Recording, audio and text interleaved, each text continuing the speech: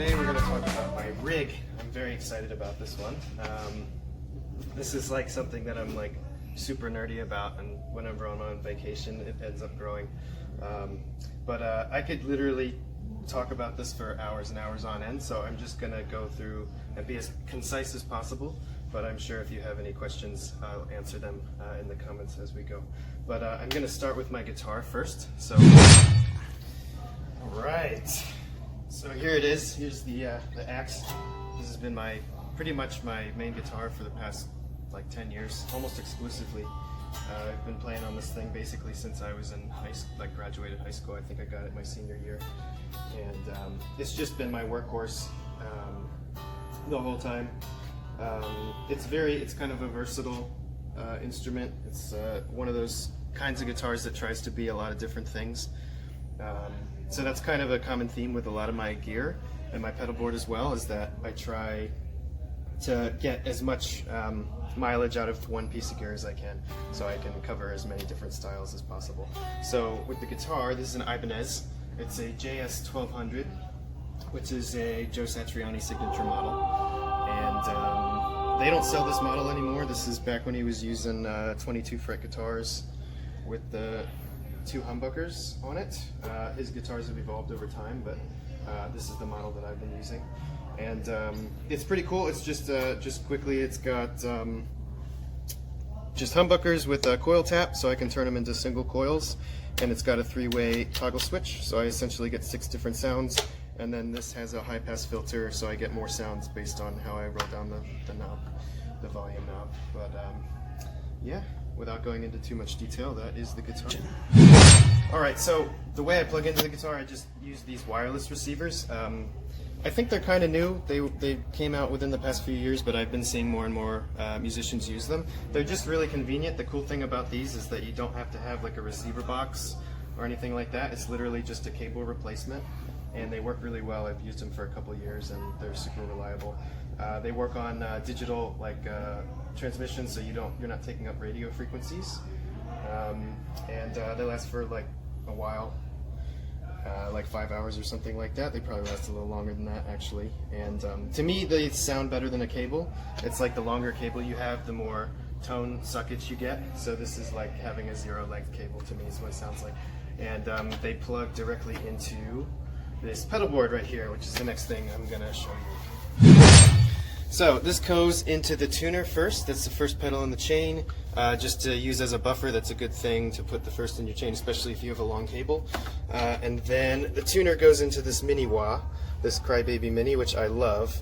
It's got 3 tone settings that you can access via a dip switch in the internal casing, but I generally use like the classic wah setting on it. It's really nice.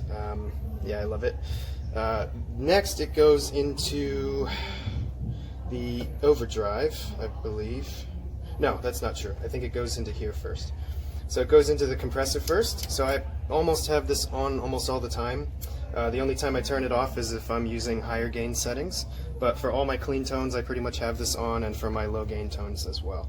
And then that is running into the overdrive, which is this Strymon Riverside. I love this thing. It's really, really versatile. I can get a lot of different convincing tones out of it. It kind of readjusts its parameters as you go throughout the gain sweep. So what you end up with is a really, really large gain sweep that covers a lot of stylistic ground. So it'll sound like what you need it to sound in the context of, say, a tube screamer, but it'll also get super high gain, and it readjusts its frequency ranges and stuff to sound good. So it's a really, really smart pedal. And then I control it with this. So this is just plugged into the auxiliary jack, and I just use this to dial in basically how much overdrive I want. And it also adjusts EQing and levels to my specifications as I use that. It's also got a favorite switch whenever I want to go Super Saiyan. After that, it goes to the boost pedal, EP booster. It's just a boost for my solos.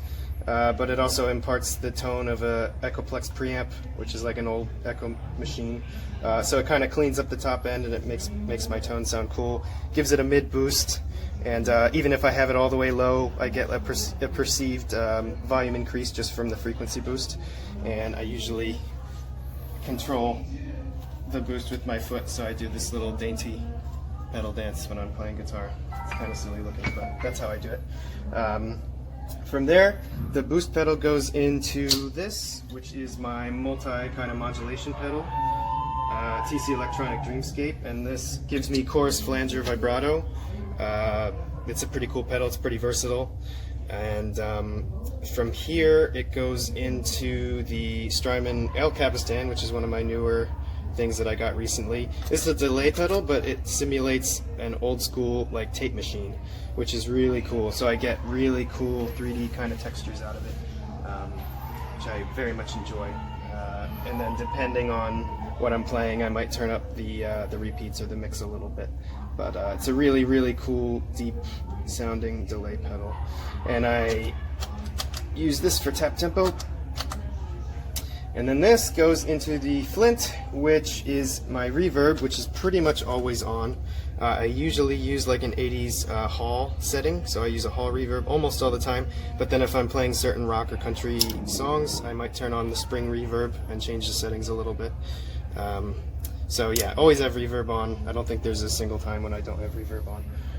And then the Flint also does tremolo, which is super cool. It has different kinds. It's got your normal tremolo, and then it's got like a harmonic tremolo, which kind of sounds a little bit different. It's like this warbly thing. It's kind of hard to describe it. It sounds a little bit like a phaser.